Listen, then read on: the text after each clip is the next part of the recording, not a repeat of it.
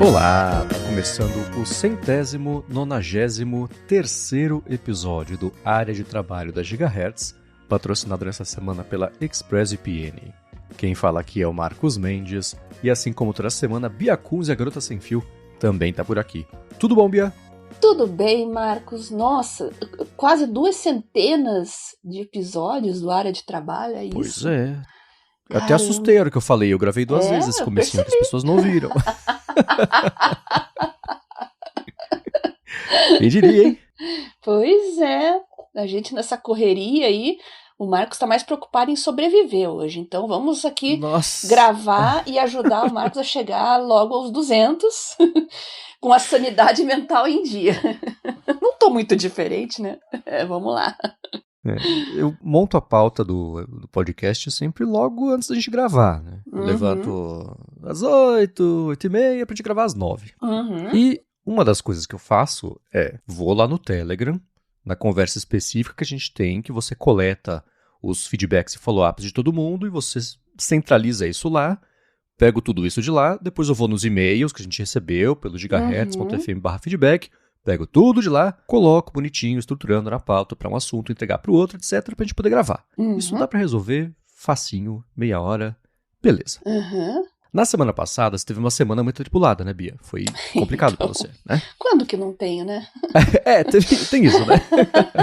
Foi particularmente atribulada a semana passada pra você. E você não teve tempo, você não conseguiu, de centralizar esses follow-ups lá na nossa conversa só de follow-ups. E tudo bem, deu pra fazer episódio mesmo assim, porque tinha outra parte com follow-ups de todo mundo. Beleza. E você falou, esses follow-ups a gente traz na semana que vem, que ficaram acumulados. Eu falei, beleza. Eu acesso o Telegram pelo Safari. Então eu vou lá, web.telegram.com.org, sei lá que diabo, e acesso. Eu entrei lá hoje e não tinha nada de novo. Ué. Tudo bem, a Bia teve uma outra semana complicada, afinal, quando que não é? Beleza, vou pegar os follow-ups do e-mail, a gente monta o episódio a partir disso. Aí eu te mandei uma mensagem. Falei, Bia, tô montando aqui a pauta, daqui a 15 minutinhos eu te mando. Aí eu vi que a mensagem... Não foi. Não é que ela não foi, assim, ela saiu do campo de digitação como se ela tivesse sido enviada e só. Pois eu falei, Aí eu abri o Telegram no telefone, que é uma coisa que eu faço de vez em nunca. E tava Aí tudo tinha lá. Exato, tava tudo lá. Bando de mensagem, a que eu te mandei não foi. Você tinha mandado um monte de coisa, eu falei, nossa, então tá, deixa eu botar tudo correndo aqui, colocar correndo, blá, blá, blá, blá, blá. Aí fui lá, fiz o café correndo, voltei aqui, peguei meu tecladinho, o macro, pra poder botar os comandinhos aqui que eu faço, pra fazer bonitinho aqui, né, automação, etc. Não funciona o teclado, não sei o que tá acontecendo, que ele não liga. E bom, são 9 da manhã, não sei como é que vai ser o resto do dia. Mas os deuses da tecnologia hoje conspiraram todos ao mesmo tempo. Que coisa, mas vamos lá.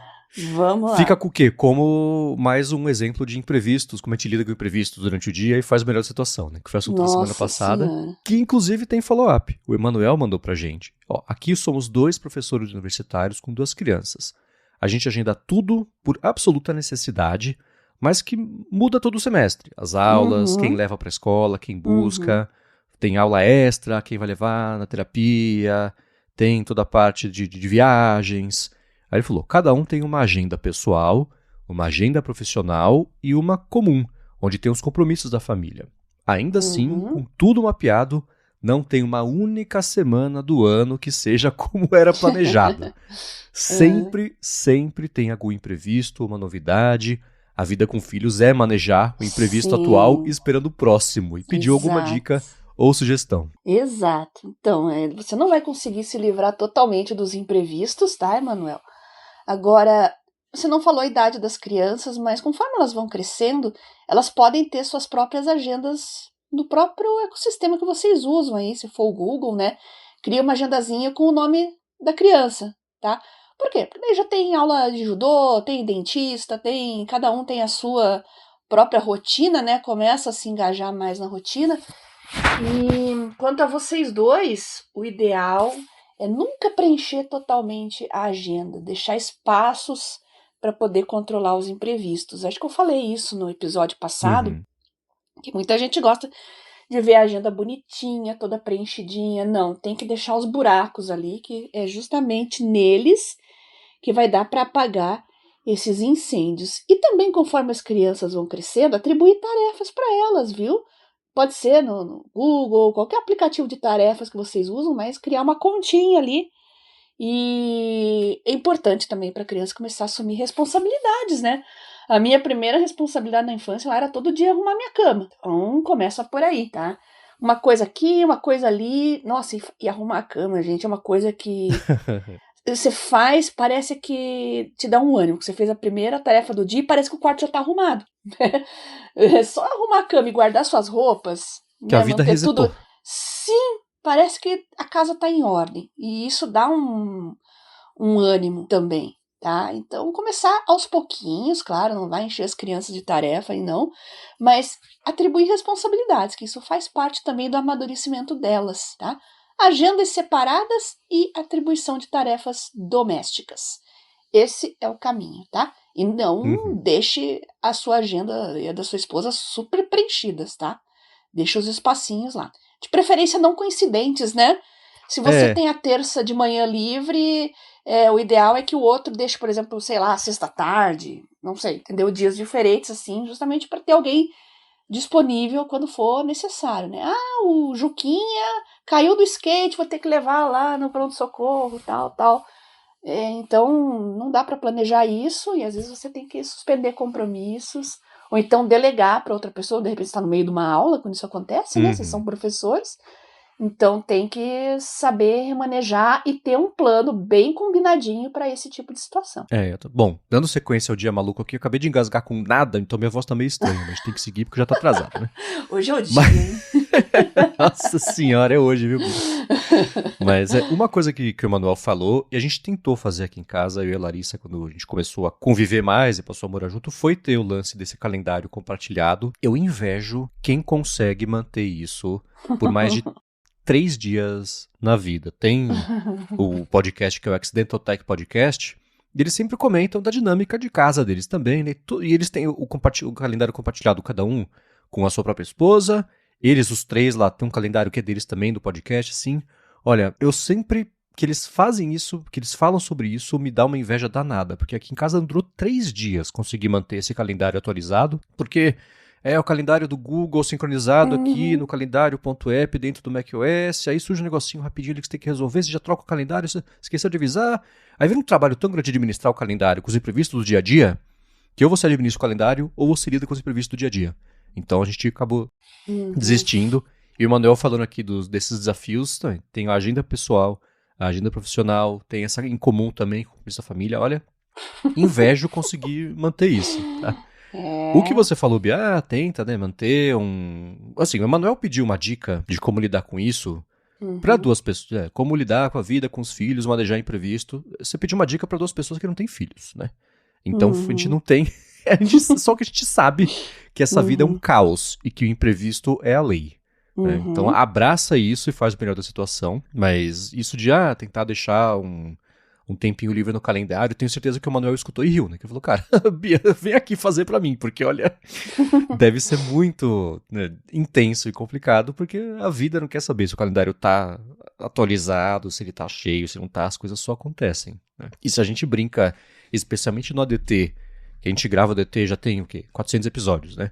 E cada semana é um imprevisto diferente que a gente nunca tinha visto sobre o microfone, sobre a gravação, sobre a...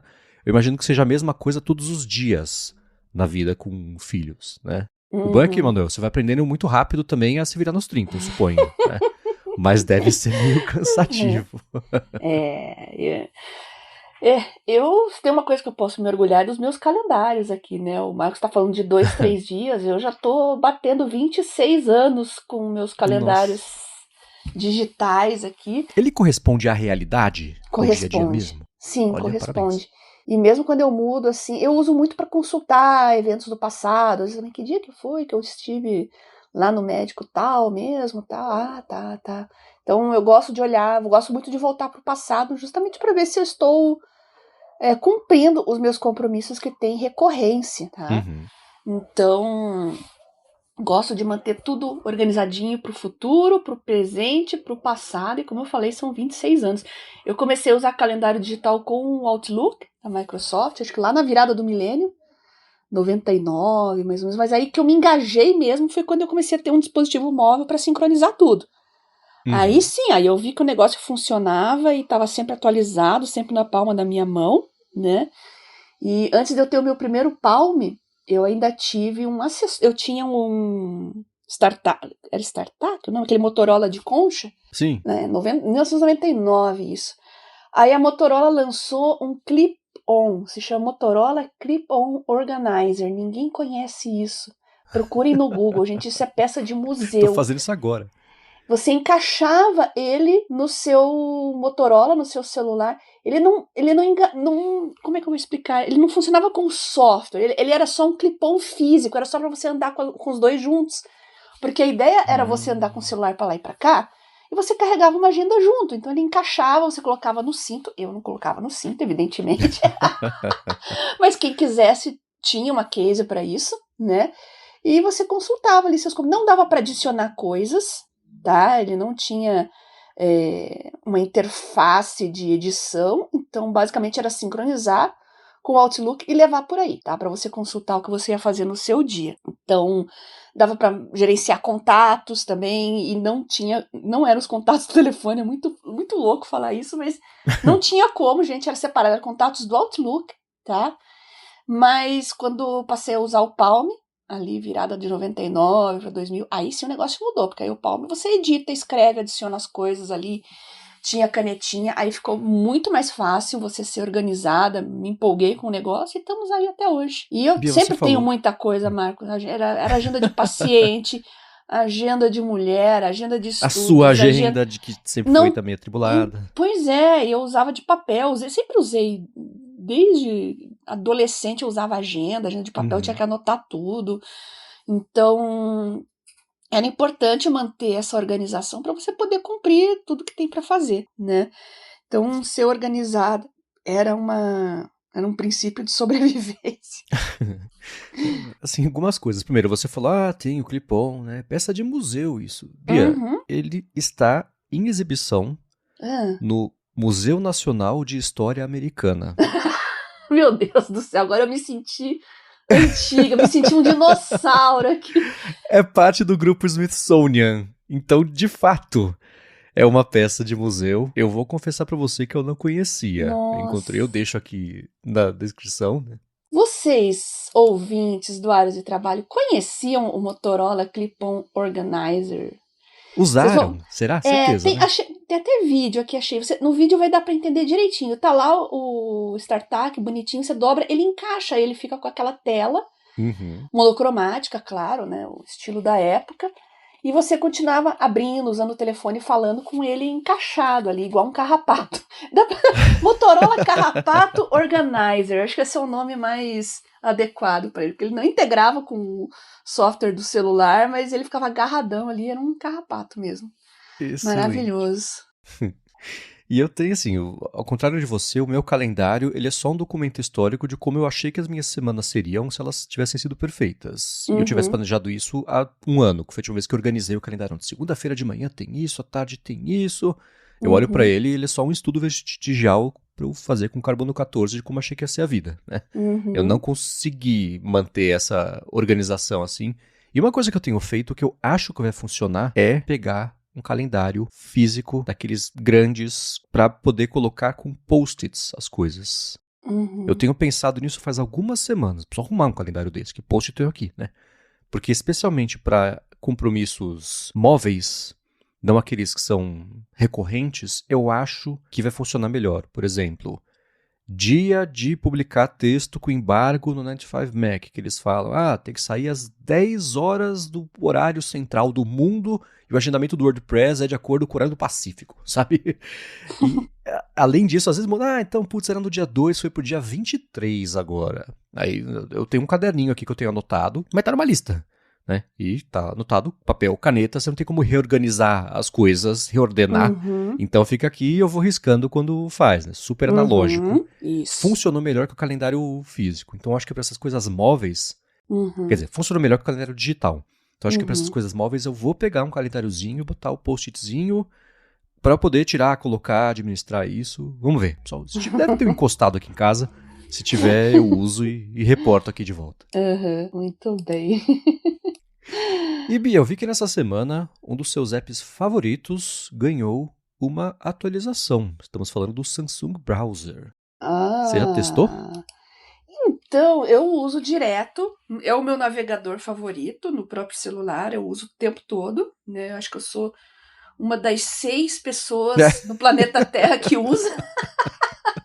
Eu não ia falar nada.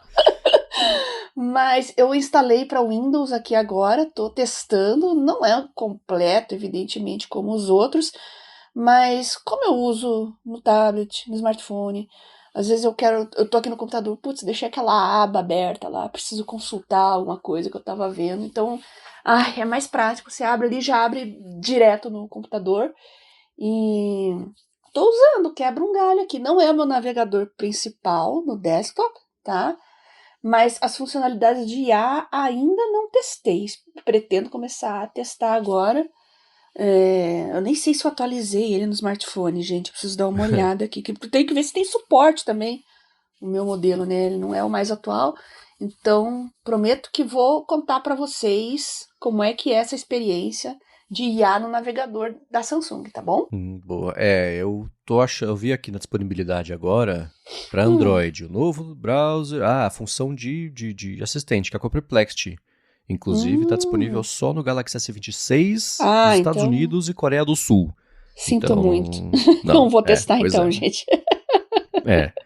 Mas ele ganhou algumas funções assistivas e agênticas de navegação, o que é interessante. Então, você interagir direto ali com a Perplexity dentro dele para trazer a resposta, ou pedir para ele navegar para você e fazer as coisas para você, que é a parte agêntica. Isso assim, é promissor, mas está disponível já faz um ano, de uma forma mais abrangente, e eu não vejo ninguém usando. Acho que era uma excelente não ideia, pegou, né? sabe? Aquela ideia que não prospera, né? A galera tá um pouco resistente a isso, né? O próprio navegador da Perplexity não teve aquele Deu sucesso traço, que a gente achou que teria, né? Não. Então acho que o pessoal não tá pronto para isso, não. Pois é, curioso, né? Eu mesmo tentei e eu que tô empolgado com a ideia toda, não rolou, sabe? Curioso. Pois é. Uma coisa que essa semana foi atualizada foi o Opera Neon, né, que eles chamam, que é o navegador Agent First, AI First deles. Ixi. Então ele é feito para esse tipo de coisa e nessa semana a atualização foi suporte a MCP, para você poder conectar as plataformas a diferentes assistentes de IA que não sejam necessariamente o que está lá embutido nele. Que eles fizeram parceria basicamente com o Google, tem muito Gemini ali dentro, mas dá para agora conectar outros assistentes e agentes em plataformas. Uma coisa que eu quero fazer muito é achar um jeito de agilizar a montagem da pauta do IA Sob Controle de sexta-feira, que eu faço na quinta-noite pra gente gravar na sexta de manhã. Tá. E a pauta são tipo 100 links. É muita coisa que eu passo um tempão, eu passo a semana inteira, eu e o Fabrício, né? A gente passa a semana inteira guardando os... É que nem o que a gente faz aqui. Guardando os links, e aí eu monto a pauta de um jeito estruturado, bonitinho, entregando o assunto pro outro. Mas demora muito, Bia. É um trabalhão, né? E como a pauta já tem uma estrutura meio fixa, a gente tem uma sequência fixa das empresas que a gente fala, e aí depois tem lá, a gente fala das rapidinhas da semana, tem o Cantão da China, que eu achei o nome ótimo, tem o Cantinho Multimídia e o Cantão da China. Então a gente deixa isso tudo, toda semana, essa estrutura, né? Então deve ter um jeito de estruturar isso, fazer de forma agêntica, pegar os links que estão lá no Feedly e passar do jeito que eu quero, porque senão não adianta nada, pro Notion. A gente está usando o Notion compartilhado para fazer isso. Eu vou ver se com o Neon funciona, porque como o Feedly é só uma plataforma web, se eu conseguir fazer o agente entrar na minha pasta de ler depois, pegar o link com a descrição da notícia e colar o da OpenAI certinho no OpenAI, que beleza, hein? Fazer isso 100 vezes com o Anthropic, com o nossa, Bia, vai me dar um adianto gigantesco. Eu vou tentar, eu reporto aqui de volta, mas o Neon essa semana apareceu como a minha nova esperança pra fazer isso, sabe? Vamos ver. Porque, olha, é um trabalho. Você pode ir já tentando no Telegram também, que o Telegram, eu sei que tem agentes que se integram e que extraem links de grupos, porque eu já vi bastante sobre isso. Nunca testei, nunca fui a fundo, porque não tenho interesse nisso, né? Mas eu sei que é possível. Então, como nós temos um nosso grupo de 2 membros aqui, se você colocar um agentezinho lá, mandar exportar, de repente até direto no próprio na interface Office do Google ou qualquer outro lugar, eu acho que consegue, viu? Vale a pena perder uns minutinhos assim, caçando algum bot ou algum agente, alguma coisa que faça isso. Sim, porque esse é sempre o dilema da automação. Você só resolve tentar automatizar o negócio quando você precisa lidar com isso. Mas naquela hora você precisa lidar com isso. Não dá pra tentar lidar com a automação disso. E aí fica pra semana que vem.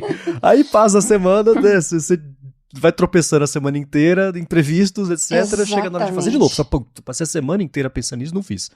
Aí cá estamos, né?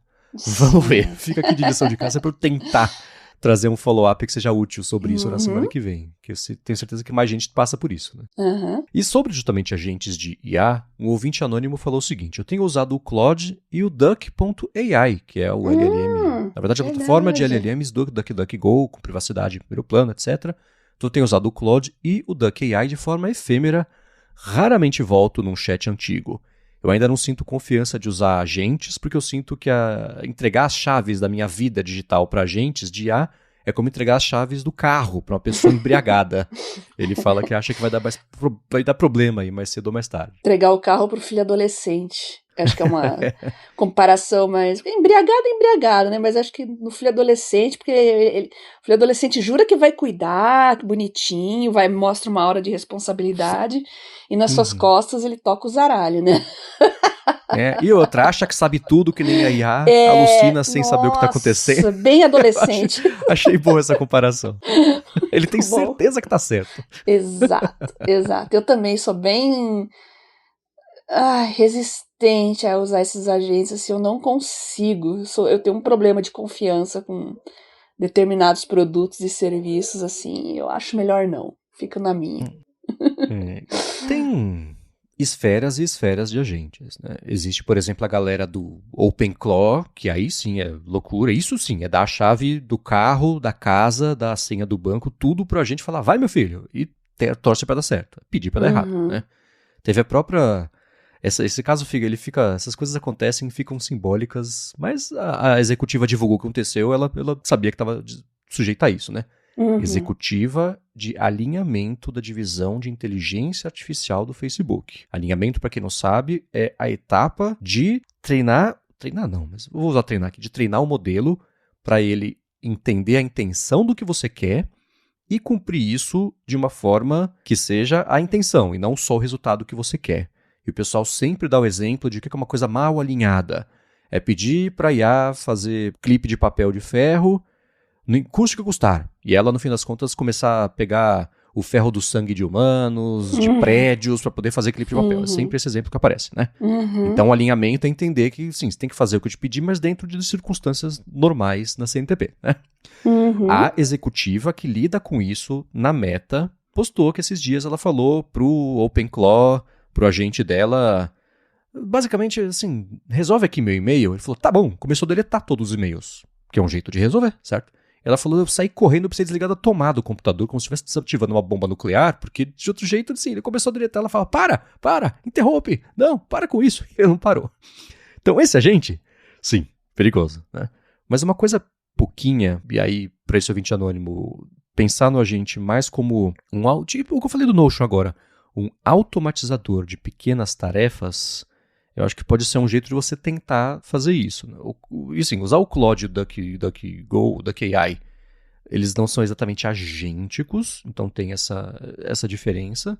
Né? O Claude até tem agora capacidades mais agênticas, o Duck.ai ele é um pouco mais buscador, que é o negócio deles, né?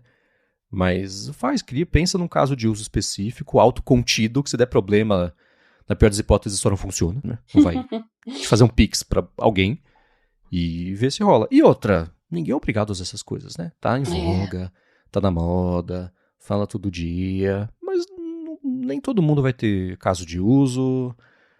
Vai ter gente que entre hoje e as próximas décadas não vai usar e tá tudo bem. Vai ser, nas próximas décadas vai ser a minoria? Sim, mas é que eu sempre brinco. Tem gente que usa fax até hoje, tem gente que usa Abaco até hoje, e não é uma crítica. Se resolve para essas pessoas, maravilha. O Abaco não fica sem bateria, não tem bug, não tem atualização, não tem falta de compatibilidade. Beleza. Então, assim, se você quer usar, é uma coisa. Mas se você tá satisfeito ou satisfeita sem usar, ótimo. Que maravilha que você não tem que pensar nisso, sabe? Tão bom. E Bia, Seguindo aqui com os follow-ups, eu vi que apareceu uma daquelas matérias que, se eu tivesse visto por conta própria, eu teria te mandado, porque você deve ter recebido muito ao longo dessa semana, que é sobre um estudo lá do Tech Tudo sobre a melhor IA de estudo para concurso. Que eles compararam Perplexity, Claude, Notebook LM, eles testaram. E eu vi que você chegou a dar uma espiadinha, que você tinha impressões a respeito disso. Quer comentar? Queria ver. Nossa, essa área aí eu entendo bem, né? Testo muito IA para estudar. Então eu fui lá checar, ver o que eles acharam. Eu achei estranho, eu acho que você deve ter estranhado também, colocarem a Perplexity e não o ChatGPT. Não estranhou isso, não. Eu estranhei pra caramba, né? O ChatGPT teria que ser a base, né, para poder comparar, que as pessoas estão mais acostumadas. Mas se a ideia foi, vamos pegar esses agentes que as pessoas... Agentes não, né? As IAs que as pessoas estão menos acostumadas a usar. Exato. E tem muita gente usando aqueles planos, né, gratuitos, que você consegue pegar um premium por um ano. Então, talvez tenha sido esse o motivo. Eu tenho aqui, quero usar. Então tá, aproveite, né? Mas no teste vocês vão ver que realmente ele não é a mais adequada para esse tipo de coisa. Tá? Eu gosto muito do Perplexity, uso direto, já expliquei para vocês, eu pego notícias factuais, gosto de montar a linha do tempo, né, fazer levantamento de informações quando você tem uma notícia com muitos vieses, então entender o que está acontecendo. Aí ele pega as fontes, caça para você faz um double check, é excelente. Inclusive, já catequizei muito colega jornalista a usar. Não, Marcos, tem colega que estava montando, por exemplo, sei lá, CPI do INSS. Vou montar uma timeline. Ele faz no papel, na caneta ou no Word. Eu já vi isso na minha frente. Eu cheguei e falei, no Word é guerreiro, hein? Você se odeia? Não, gente. Excelente. Usa IA ali, exporta depois para um documento, faz uma timeline, você só vai ter que checar as informações. Ou então editar, colocar, adicionar uma outra coisa conforme o seu olhar sobre a notícia, né? Mas esse é trabalho bruto aí, pelo amor de Deus, né? E eu acho que isso é um... Só para não esquecer, eu acho que isso é um ponto importante, que a impressão que eu tenho, a parte do checar, que ela é essencial, é assim, você pede pra IA fazer ela vai te responder e você checa. A impressão que eu tenho é que a pessoa fala, mas se eu preciso checar, faço eu, porque vai estar tudo errado. Não. Ela vai fazer pra você. Você vai checar. Não é porque você foi preguiçoso de fazer e nem que ela é incompetente que vai errar. É porque ela agilizou um trabalho que é 100% manual, apertar botão feito um macaco, e você fica com a parte da cabeça de fazer isso funcionar. Né? E se precisar, você corrige que seja 20 coisas, ao invés de fazer 100% do trabalho maquinal de pesquisa, que é bom. Você vai aprender durante o processo? Vai. Mas eu vejo que existe isso assim, você tem que fazer, mas você tem que checar. A pessoa, mas então tem que checar o negócio.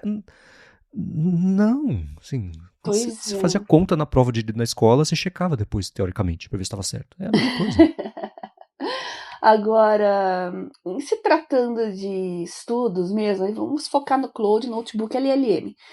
Para concurso em que você tem um edital muito estrito, que você tem aquele conteúdo já formatado, quadradinho, daquele jeito, a banca lá é sólida, há muitos anos a mesma banca, tem o mesmo estilo, funciona maravilhosamente bem, tá? Agora, quando sai desse escopo de concurso, no caso, eu estou aprendendo de forma autodidata, coisas, eu gosto muito mais do Claude, porque o Claude sempre traz insights atualizados, ele já conhece o meu olhar, ele já direciona o estudo para o que eu quero. Estou aqui fazendo uma tutoria de docking molecular, estou aprendendo sozinho e estou usando ele para me direcionar. Ele já sabe, apesar de eu usar um material em PDF aqui como guia, ele já sabe o que eu quero fazer. Ele me conhece, tem outros chats, tem as coisas que eu estudo, que eu tô... Falei, olha, você vai se interessar por isso aqui, dá uma olhada nesse. Eu falei, caramba, quantas e quantas vezes eu não olho e falo, Cláudia, eu quero te dar um beijo na boca por esse insight maravilhoso. Isso é uma coisa que só uma IA muito bem ajeitada, muito bem customizada pode proporcionar para você. Então, para isso que tem os gems, tem os agentes, tem, sabe, tudo começa a ficar redondo. Então, o Claude pegou o meu estilo, ele sabe o meu olhar, conhece o meu olhar sobre as coisas, o meu interesse, o que me interessa sobre cada assunto, então ele já vai extrair, vai direto ao ponto, direcionando para o que eu quero, tá? Então, os dois são excelentes, tá? e tanto um quanto o outro você vai se sair muito bem. Claro que tem a vantagem do preço, né, gente? O notebook LM é livre e o Claude não é barato e os tokens vão embora como água. Então tem que se levar isso em consideração. Então eu acho que nesse embate aí, eu não lembro se eles deram um veredito em quem que era o melhor ou tal, mas eu colocaria ali no topo do pódio o notebook LM, o Claude em segundo e o Perplexity em terceiro. Eles colocaram, falaram assim, tudo bem que o teste deles, ele foi, eu ia usar a palavra difuso, mas parece uma crítica, mas ele foi abrangente o suficiente para avaliar o desempenho em várias categorias e essas categorias eles usaram para vários casos diferentes de uso, então foi bastante abrangente mesmo. Então avaliou fidelidade em relação ao conteúdo original, por exemplo, na hora de resumir, a parte do edital, sintetizou bem, organizou bem o conteúdo, usou o contexto, então, o exemplo, quando deu exemplo, foi claro, foi profundo o suficiente, deu exemplos suficientes, qual foi a qualidade, então, assim, por isso eu falo, não tem assim, 1, 2, 3, né, porque teve muito teste diferente, mas eles falaram de forma geral, o Claude foi a ferramenta que foi mais equilibrada na versão grátis e equilibrou bem desempenho, explicação, revisão. E o Notebook LM se destacou usando os materiais próprios e também na questão de criar questões. E Perplexity falou, funciona melhor como ferramenta de pesquisa, mas é limitado quando o assunto é estudo estruturado. O que a Bia falou aqui, não surpreende porque o Perplexity não é para isso. Né? Ele faz isso, mas não é para isso. Ele é para pesquisa... É o buscador, é o Google com IA. Buscador. Não é o Notebook LM. Exato, né? Exato. Perfeito. Pois é. Bem legal, a gente vai deixar aqui o link na descrição, ficou bem interessante esse estudo do Tech Tudo. E a gente falou, né, eu falei agora um pouquinho sobre o Notion, e o Matheus Borges mandou pra gente a dica de que teve um update interessante do Notion, que ele mexeu, tem agora um view de painel, ele ganhou geração de imagem, modo de apresentação, ele aceita também, tem habilidades específicas de IA... Isso eu vou usar, é específico, tá? Mas eu vou agradecer. Agora ele tem suporte a headers H4, não vai só até o H3, né? De cabeçalhos e hierarquia de cabeçalhos para você estruturar um texto, Legal. Coisa assim. Eu sou do tipo que vai gostei. Longe nisso. Então. Eu vou até um H10, assim, Nossa. O último são sempre os exemplos, né? Mas eu costumo fazer isso também. Funciona, meu cérebro funciona assim, sei lá. Eu paro no H4 mesmo, então me fazia falta. Isso aí, arquivamento de pasta, ditado por voz, óbvio, não vai ser ditado por enfim. E conector com o Salesforce, suporte e integração de MCP com o N8N, que é um agentão que entrou na moda, o povo tá esquecendo dele, mas ficou na moda um tempão aí. Eu sempre achei que era N8N porque eu achava que era Nathan, mas não é, N8N mesmo. Enfim, a gente vai deixar aqui na descrição, mas teve bastante coisa nova pro Notion. Eu não sei se é suficiente para trazer pessoas novas para a plataforma, mas para quem usa, algumas dessas com certeza vai fazer diferença. Né? Exato. E um assunto que a gente costuma tratar aqui com frequência, e a gente acaba, na verdade a Bia acaba virando referência disso, eu só vou na cola, é sobre tecnologia nas escolas. E o Luiz Felipe falou, pessoal, bom dia, tratem do ECA, do ECA Digital, no episódio dessa semana. Aí ele fala, a escola da minha filha, ela tem 13 anos, tem conta Google Workspace para os alunos e entregou Chromebooks em comodato. Essa lei entrou em vigor, né? A escola desativou o Google Chat para alunos do ensino fundamental 2 e do médio também, permitindo grupos só com mediação docente. O que os alunos fizeram? Descobriram uma falha em questão de minutos. Eles criaram um documento lá no Google Docs, compartilharam com os grupos e agora eles ficam conversando dentro do documento nas notas compartilhadas. E fica esse ciclo de gato e rato entre a escola e os alunos. E aí, Bia? Tá vendo? Isso é entregar a chave do carro pro adolescente. É isso aí, perfeito. Ilustrado. Tá ilustrado. Então, gente, é assim, o jovem é criativo, é dinâmico, eles vão usar a criatividade deles para resolver problemas. Por um lado, dou os parabéns para eles, mas por outro, eu dou um puxão de orelha também. Porque eles usam pro lado contraventor das coisas, né? Mas tá aí. Vão proibir, vão ter que achar outro jeito. Chato, né? Complicado. A gente já falou, sempre falou que proibir já começou errado. Pois é. Porque, especialmente com o jovem, proibição não é proibição Você fala, está proibido, ele entende, está lançado o desafio. Ele vai tentar achar um jeito de contornar a proibição. A cabeça é feita desse jeito. Então era inevitável, e a gente sempre fala no ADT dos velhos babões, que canetam uma lei, geralmente sem entender sobre o que eles estão canetando, porque eles delegaram a compreensão do problema e do impacto a terceiros e consultores, que são pagos por eles, geralmente eles só falam o que eles querem ouvir. E quando eles falam o contrário, eles fazem o que eles querem do mesmo jeito, né? Aí dá nisso.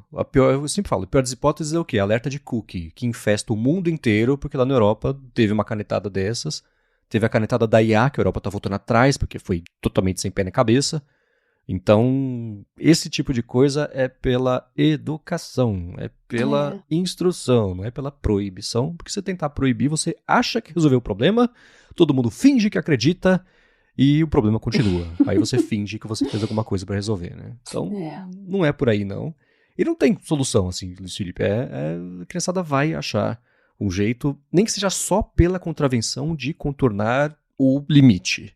Então, eu sei que eu não pedi pra gente resolver o lance dessa lei, mas é que essa lei não vai resolver. E isso vai agora ser o meu exemplo canônico de quando proibir é só um desafio lançado para você ter 40 crianças na sala de aula tentando achar um jeito de contornar isso ao invés de prestar atenção no DNA e RNA, sabe? Exato. Agora, falando em DNA, RNA, tá vendo só a conexão aqui, hein? Mandei bem. A gente vai falar a respeito de um caso que ficou bem famoso nessa última semana também, que lembra até um pouquinho o da Rose, que a gente comentou na semana passada.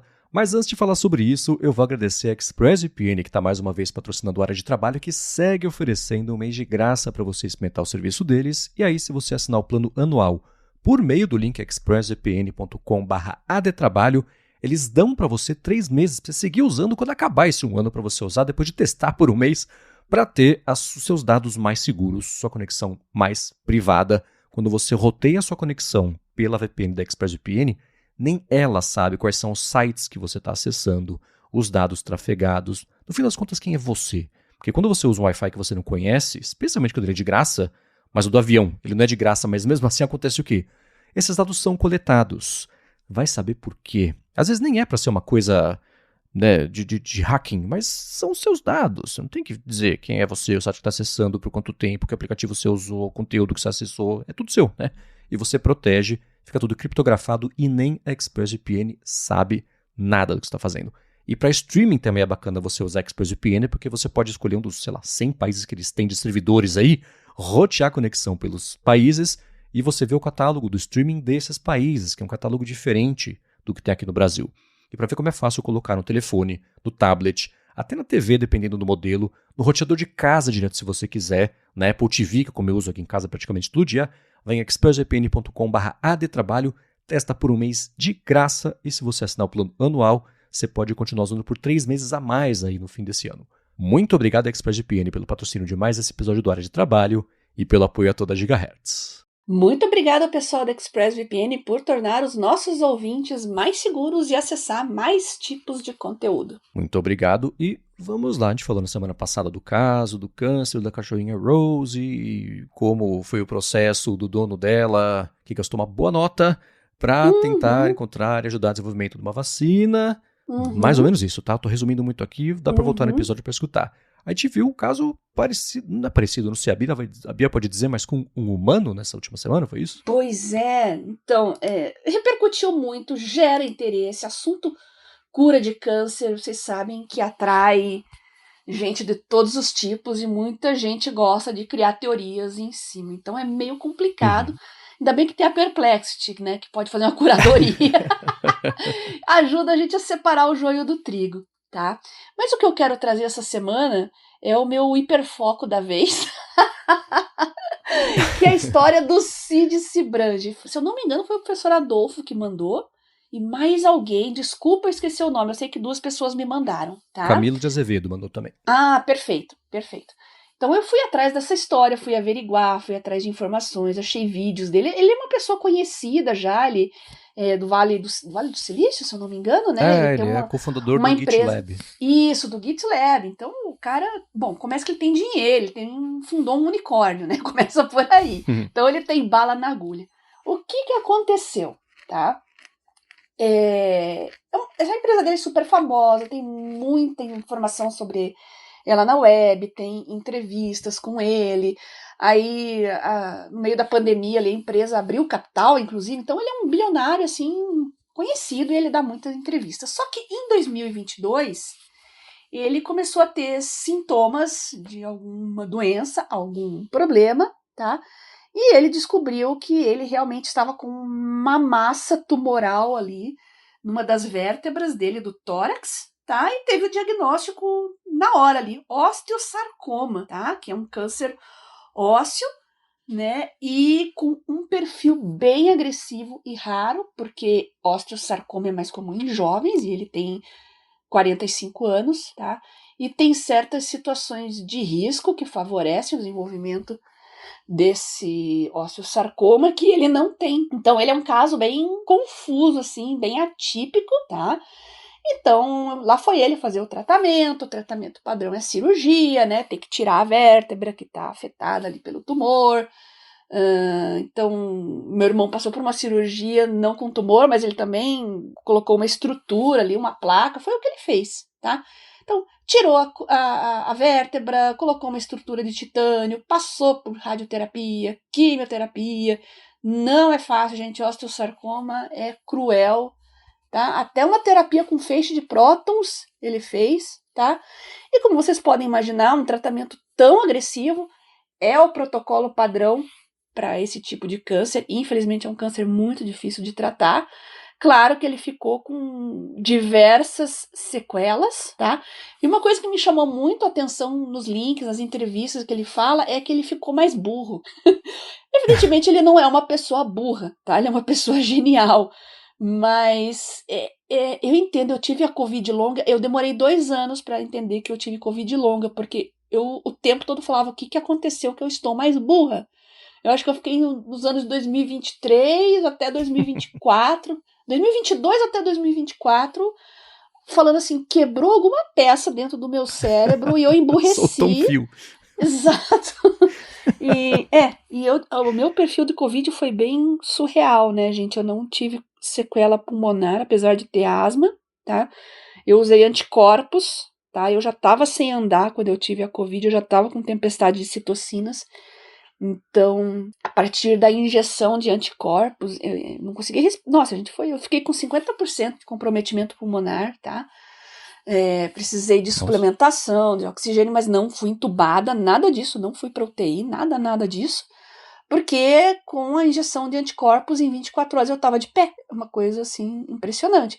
Mas, apesar do meu pulmão ter se recuperado totalmente, eu fiquei hipertensa, fiquei com essa sequela da Covid e fiquei mais burra. Na minha cabeça eu fiquei aí fazendo todos os exames, os perfis, meu perfil cardiovascular mudou muito, assim, eu perdi memória, assim, cara, estudando e trabalhando a gente percebe, né? E aí foi uns 2 anos depois, assim, fazendo exames e conversando, que a gente chegou à conclusão, eu e o meu reumatologista, né, que eu estava com a tal da Covid longa. Então, gente, tem muitas terapias, não só doenças, mas terapias também, que mexem com o sistema cognitivo de um jeito que você sabe que alguma coisa errada aconteceu, tá? Então, em 2024, ele fez mais exames que mostraram que teve ali uma recorrência local, né? Então, puxa, depois de tudo isso, né? Então, voltou, gente. Então, aí os médicos, o que eles falam? Eles falam, sinto muito, cara. Boa sorte aí, vamos ver o que vai acontecer. Ele não aceitou esse veredito. Então, eu vou morrer? É isso, tá? E aí vem a coisa mágica, né? A coisa mais maravilhosa na história dele, que ele decidiu ser autodidata e entender o que estava acontecendo com ele. Ele não aceitou o diagnóstico. E um cara extremamente genial, inteligente como ele, né? Ele foi atrás, estudou. É incrível a história dele, gente. Se vocês encontrarem links, assim, assistam a partir dos depoimentos dele mesmo, tá? A motivação dele. Então, o que ele decidiu fazer? Primeiro, diagnóstico máximo, tá? É fazer todo tipo de exame que tivesse disponível com a maior frequência possível. Lembrando, né, gente, ele é um bilionário. Ele pode pegar o tratamento que ele quiser, inclusive de medicina personalizada, que é o avant-garde hoje de qualquer abordagem médica, né, a medicina personalizada, porque exige muito dinheiro, exige profissionais de ponta, tá? Então, foi fazer todo tipo de exame disponível, com a maior frequência possível, e criar esses tratamentos personalizados aí, junto com esses pesquisadores, com outras startups. Então, além dele ser muito inteligente, muito rico, ele é um cara muito bem relacionado, então ele chamou as pessoas certas, tá? Ajuda, né? Tudo convergiu em favor dele, gente. Então é uma história incrível, porque ele decidiu fazer um tratamento ali em paralelo. Ao invés de você tentar uma terapia, falhar, não deu certo, vamos para outra. Que em oncologia isso é o protocolo, tá? Ele falou, não, vou testar tudo em paralelo aqui. Tá? Vamos testar múltiplas hipóteses e múltiplas possibilidades terapêuticas ao mesmo tempo, tá? E aí ele fez sequenciamento genético. Aqui eu estou me aprofundando ainda. Vamos entrar na parte técnica, se vocês quiserem, no futuro podcast a gente fala mais o que ele fez, como é que ele analisou a expressão gênica, mas se vocês quiserem dar uma olhadinha, além do site dele, que ele conta a história dele, ele tem todo tipo de informação possível, desde exames de imagens até mapeamento imunohistoquímico, mapeamento de expressão gênica, o sequenciamento do DNA, do RNA, nossa, inúmeros testes ali, ele publicizou tudo, gente. Então ele tem um material maravilhoso, incrível, em que ele mesmo é a cobaia dele mesmo, então ele faz esses testes para ver as respostas deles às drogas, né, ao mesmo tempo, ali, tudo simultâneo. Então estão aparecendo coisas ali, a startup, vamos testar esse anticorpo aqui e tal, vamos, pum, ele já faz, tá? Então, é incrível. Claro, como eu falei, ele é extremamente privilegiado em poder fazer isso, mas o que ele está fazendo é tão incrível, é tão revolucionário, porque a informação está toda aberta ao público, tá? Então, o Marcos vai deixar os links para vocês darem uma olhada, mas em OsteoSarc, né, o nome do câncer dele é abreviado osteosarc.com, tem tudo, absolutamente tudo lá. Então, a gente tem um banco de dados riquíssimo para o tipo de câncer dele e tudo basicamente o que ele fez. E o final, Marcos, qual que é o final da história? Tá todo mundo se perguntando, né? Foi um final feliz, tá? Então, com todas essas terapias paralelas que ele fez, tá? O tumor, né, essa recidiva reduziu o suficiente para ser operável, né? Porque não é todo osteosarcoma que pode ser operável. Então, ele conseguiu tirar o primeiro, o segundo não daria, mas ele conseguiu reverter isso, tá? Tirou esse tumor e a proporção de células T infiltrantes, né, que é o tratamento o mais eficiente para ele ali, né, saltou de 19% para 89%. O que isso quer dizer? Quer dizer que ele conseguiu fazer com que o próprio sistema imune dele entrasse ali em combate com o tumor, né, usando vacina personalizada. Isso é muito importante, foi feita uma vacina personalizada para ele, e aí o sistema imune antitumoral dele passou a reconhecer o tumor como um invasor e fez o que o sistema imune tem que fazer, que é combater o tumor. Então o câncer dele hoje está em remissão, ele está feliz, lampeiro, dando muita entrevista por aí, e eu recomendo que vocês vejam todas, e quem tem interesse biomédico, interesse científico, dê uma olhadinha em todo o material que ele disponibilizou, que realmente ele fazer isso, né, disponibilizar com dados abertos ao público, até o material genético dele ele está disponibilizando, né, o que ele está fazendo é uma coisa incrível, fantástica e maravilhosa. Já sou fã do Cid e quero ver mais as iniciativas dele, né? Ele tá criando agora, mudando de assunto, ele tá criando um agente para competir com o... gente, ele tá numa empreitada nova, então ele tá dando muita entrevista, mas o assunto da remissão do câncer dele meio que tá dominando todos os assuntos, tá?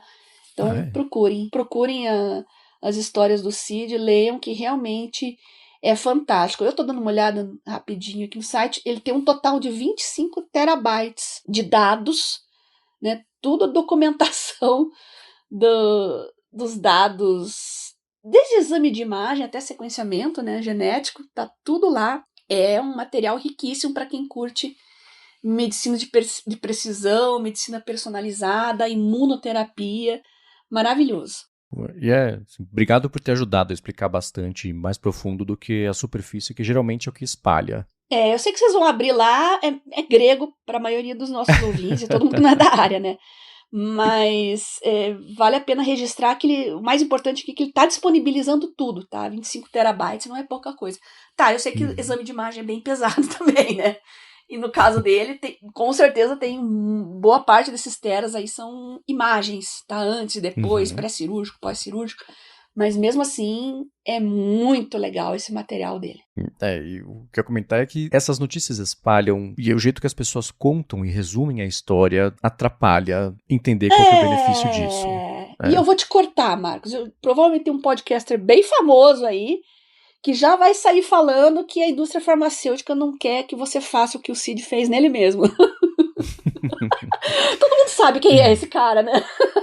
Um certo podcast que gosta de falar de teorias sobre câncer, sobre umas coisas pseudocientíficas e conspiratórias.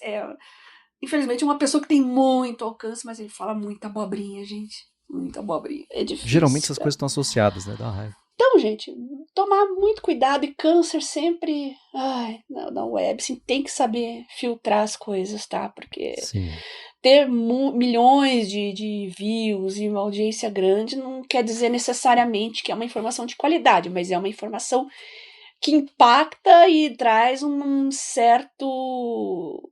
desperta nas pessoas um sentimento, né, todo mundo tem um caso na família, alguém próximo que sofreu com câncer, então mexe muito com as pessoas, né? Sentimentalmente falando. Então tem que tomar cuidado com isso, e manipulação emocional é uma arma poderosíssima nos dias de hoje, tá? Ainda mais tratando de fake news e pseudociência. E o que eu notei, eu não tinha visto esse caso específico. Você me mandou isso e eu fui vendo até os follow-ups que chegaram aqui e a repercussão disso depois na web. E esse me pareceu ser um daqueles casos em que o assunto, o que é de verdade, o que significa, é o de menos na guerra narrativa que as pessoas insistem em tentar arrumar a respeito de tudo. O que eu quero dizer com isso? Eu vi os perfis especialmente os ligados e estão mais empolgados com IA. Tá vendo aqui, o cara, falaram pra ele que não tinha jeito, ele foi lá e com a ajuda da IA ele curou o próprio câncer, ele desenvolveu... Aí um médico falou, cara, isso não é nada disso. Essa não é a história de um tech bro que curou o próprio câncer com a ajuda de IA. Para com isso. Aí fica essa discussão a respeito disso. E o assunto, a impressão que eu tenho é que é o de menos. O que aconteceu de verdade, o que é de verdade, por que é tão legal, que foi isso que você se concentrou aqui para poder explicar e todo mundo entender, vira meio o de menos. Que até a hora, não, vem aqui, deixa eu explicar o que é. A pessoa já quer saber de outra coisa que ela vai pegar para brigar, para mostrar que ou um bando de idiota ou é a salvação do universo. Então isso tem me deixado preocupado com como que você explica as coisas quando as pessoas só querem pegar essa coisa pra jogar no outro como uma acusação, sabe? Sim. Isso tá difícil. E eu vejo isso, inclusive, às vezes, com coisas que chegam pra gente, né? Assim, até aqui chega a tentativa de apontar o dedo. Vamos focar sobre o que é, vamos falar sobre o assunto de verdade, né? Mas aí é chato, é mais legal rir do outro, né? Isso tem me irritado bastante. Mas a história mesmo, tudo sobre isso é super interessante, com a condição de que tem que ler, entender o que é, pra poder achar interessante. Porque senão fica só essa bobagem rasa de falar, tá vendo só seus empolgados, tá vendo só seu ludita. Ludita, bem isso. Não, mas essa história do Cid Cibrandi é fabulosa, porque, como eu falei, ele conseguiu tudo isso porque ele é extremamente inteligente, extremamente rico, extremamente bem relacionado. Tá? E ele optou pela transparência. Tudo que foi feito nele está documentado, registrado, então não tem como dar margens para conspirações. Tá? Como é que foi construída a vacina dele, como que foi feita a primeira quimioterapia, como foi feita a segunda, até chegar nessa remissão final aí, né, que ele está vivendo agora. Então não vai dar margens para dizer que alguma coisa está sendo oculta, que não é bem assim. E é puramente medicina personalizada, gente. Foi feito tudo pensando no sistema imunológico dele, nas células T dele, que foram reprogramadas e etc, etc. Então, não é simples, não é trivial, mas para divulgação científica e para ajudar a entender, Tanto que as startups e principalmente das pharmatechs aí estão amando todo esse material dele aí, realmente trazendo uma nova luz, ajudando a entender tumores como o dele, que é extremamente raro, né, que tem um perfil extremamente incomum.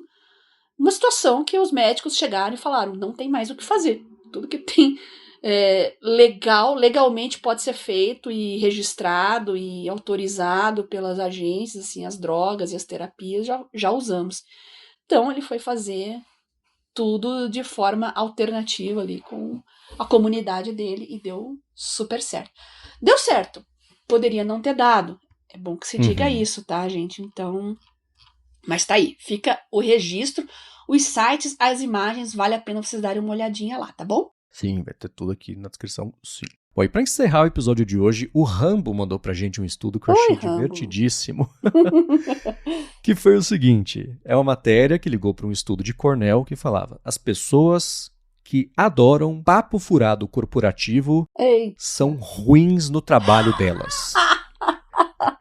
E é um estudo que investigou a psicologia por trás da associação entre aqueles jargões imbecis que não dizem nada e decisões imbecis, e quão boa a pessoa é no trabalho ou não, está associado a quanto de jargão ela usa no dia a dia. E esse estudo, ele criou uma escala de receptividade ao papo furado corporativo. E ele mostra o desenvolvimento, a validação e até a associação com o que aconteceu em ambiente de trabalho.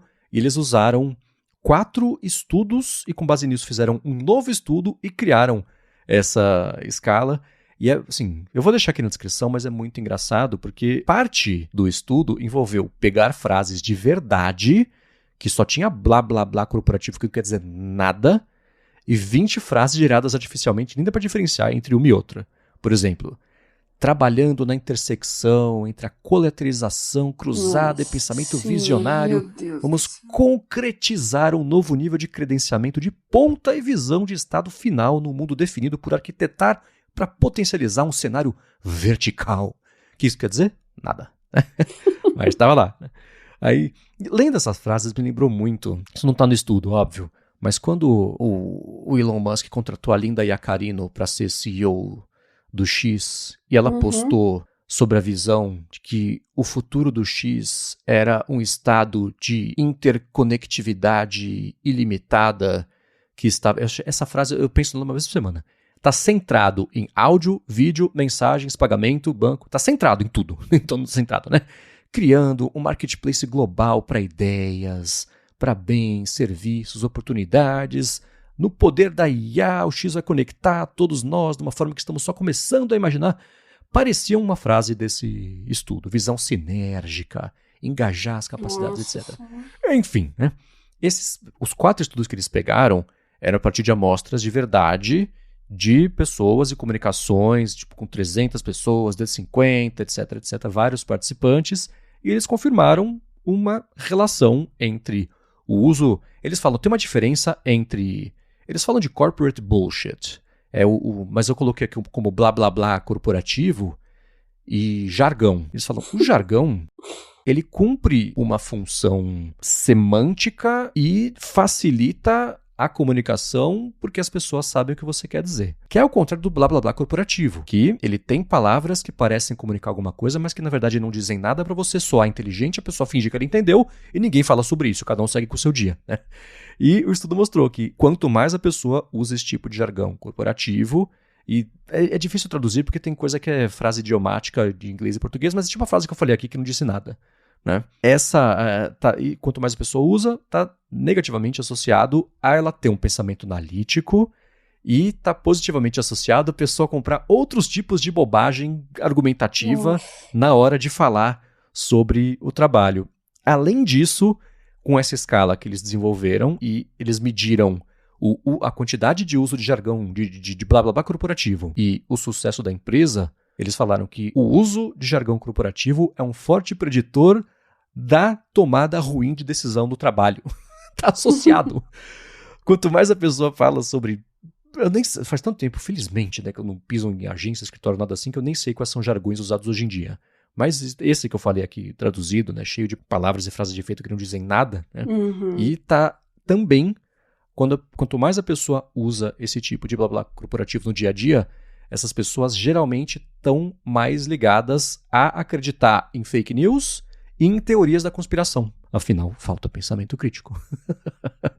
Então esse é um estudo que eu achei super interessante, que mostra que, assim, comprovou muito o que talvez muitas pessoas já pensariam, tá, cadê a surpresa aí, né? Com base na amostragem dos indivíduos que a gente tem que lidar de vez em quando no trabalho. Mas eu achei muito interessante esse estudo. Nossa, passou um filme na minha cabeça aqui. Já tive a oportunidade lembrando de 2 pessoas em especial, assim, que, meu Deus do céu. Teve uma, inclusive, que assisti uma aula, palestra, foi paga, inclusive. Por coincidência, as 2 pessoas são da mesma instituição. Eu não vou falar o nome, porque meio que eu vou falar mal da instituição, e às vezes não é a realidade. Eu peguei uma amostra bem enviesada aqui, mas sempre tem aquela aura de coach, assim, sabe? Essa instituição fala muito que são futurólogos, futurologistas, sei lá o que, bababá. Aí lá fui eu assistir a aula. Isso. Aí lá fui eu assistir. Assim, era uma plateia bem especializada, bem tecnicamente, sabe, pronta para entender aprofundamentos nos assuntos, assim, mas ficava naquelas platitudes, aquele linguajar, e não se aprofundava em nada, e muito jargão. Nossa, eu tô passando raiva aqui, porque eu tô lembrando que foram 5 horas da minha vida que eu nunca mais terei de volta. Nossa Senhora! Acho que todo mundo já passou por isso na vida, né? Sim. E se você tem alguém na sua empresa, onde você trabalha, e você tem que conviver, eu lamento. Toda a minha solidariedade a você, tá? Eu sei o que é isso. A gente comentou rapidinho na semana passada no ADT sobre como, de certa forma, eu já falei sobre isso aqui também, que eu tô meio inempregável porque minha paciência pra daily, pra Scrum e pras equipes, como é que se falam? Pras squads. Nossa, gente. Nossa, e as técnicas de farma e medicina hoje, em biotecnologia, nossa, eles estão tentando. Os caras se vendem muito bem, sabe? A gente tem que concordar. Sem dúvida. Eles se vendem maravilhosamente bem, mas as minhas 2 experiências, assim, foram horríveis. Não, sem chance.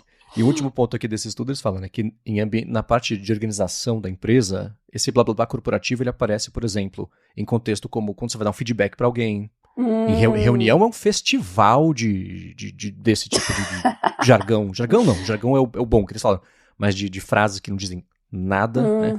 Comunicação institucional, relatório também, e que isso tende a ser usado ou para tentar persuadir alguém, se você não pode convencê-los, confunda-os, né? Ou então como até a gestão da imagem da pessoa, porque ela acredita que se ela usar aquela palavra vai dar para ela uma autoridade que ela não tem sobre o assunto que lhe interessa, né?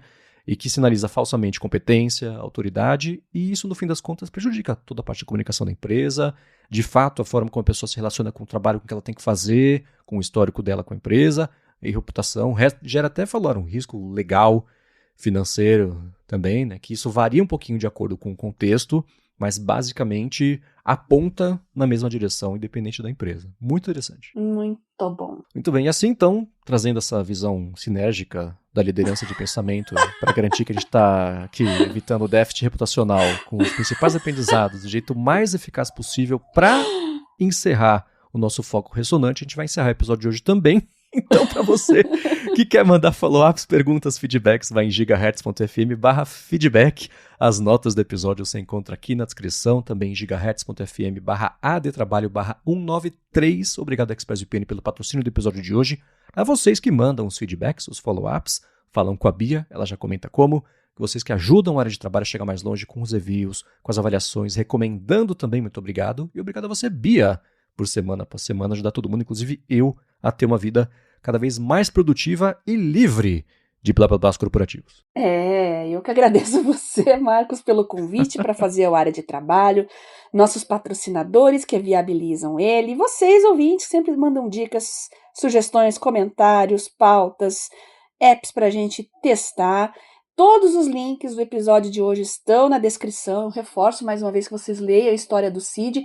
E como hoje é 1º de abril, Marcos, tomem cuidado no que vocês clicam por aí, tá? Já tá rolando aqui no Twitter o pessoal falando que tem um promo code aí de 1 ano pro Cloud Pro, Cloud Max. Ixi, mano, nossa senhora. Cuidado. Todo cuidado é pouco, tá? 1º de abril na internet é complicado. Então, eu tô chateado que não chamaram de promo code. Promo code. Mas é um código, é um link. Pode ter certeza que o que vocês vão instalar no aparelho de vocês não é o Cloud Pro, Max, Ultra, Giga, Mega, nem nada. Tá Sim. bom? E semana que vem, se vocês quiserem, a gente pode se aprofundar um pouquinho mais nessa história do CID e outras também que falam de tecnologia, produtividade, organização e outras dicas aqui para sua vida ficar mais organizada e produtiva. Para entrar em contato comigo no Telegram, @BiaCunze, e lá vocês podem também pedir o link para os nossos grupos, né? Vai um sacolão lá com o link dos grupos, o grupo do Albert também, que é sobre IA, tem o link do canal do YouTube, o canal do Telegram, enfim. Fiquem à vontade para escrever para mim direto no @BiaCunze. Boa, para falar comigo e engajar as nossas capacidades para focar nos esforços para executar a transmissão atual do empoderamento, a gente vai impulsionar a mentalidade para crescer, é inovadora, com os valores de mudança, orientando frameworks energéticos para o nosso foco ressonante. Você pode ir lá no Threads, com @MVCMendes. Obrigado mais uma vez pela audiência. Eu apresento por aqui o Área de Transferência, também o A Fonte. Para a Lura, apresento o IA sobre o controle. Os textos vocês encontram no 9to5Mac. E a gente volta na quarta que vem. Beijoca sem fio a todos e até semana que vem.